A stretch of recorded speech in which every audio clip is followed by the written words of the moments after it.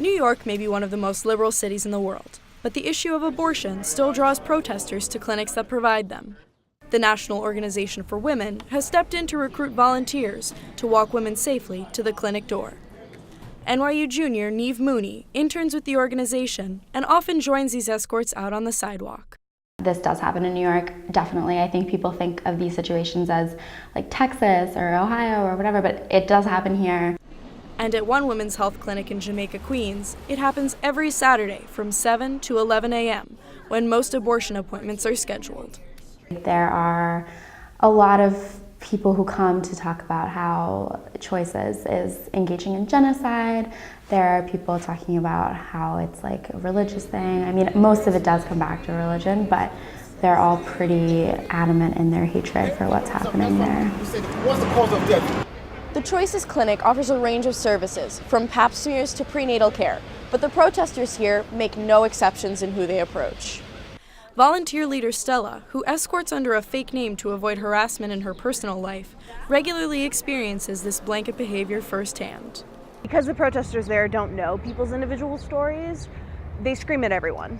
And some people are there under really heart-wrenching circumstances. They don't care. They don't care what you're going through. They just want to call you a baby killer. Baby killer isn't the only name the women and escorts are given. They say the onslaught of shouts from protesters, who decline to comment, is often a mixed bag of verbal abuse.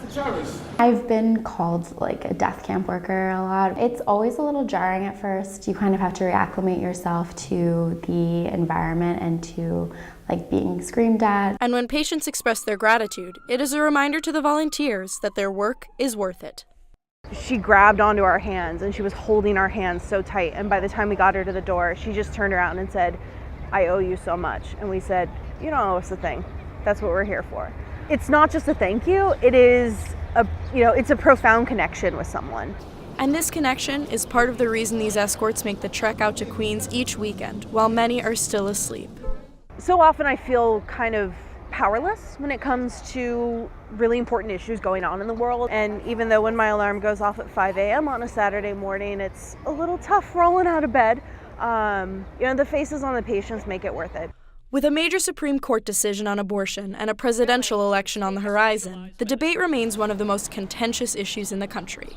And these protesters, as well as the escort volunteers, will continue to take a stand at the Choices Clinic in Jamaica, Queens. For NYU News, this is Elizabeth Moore.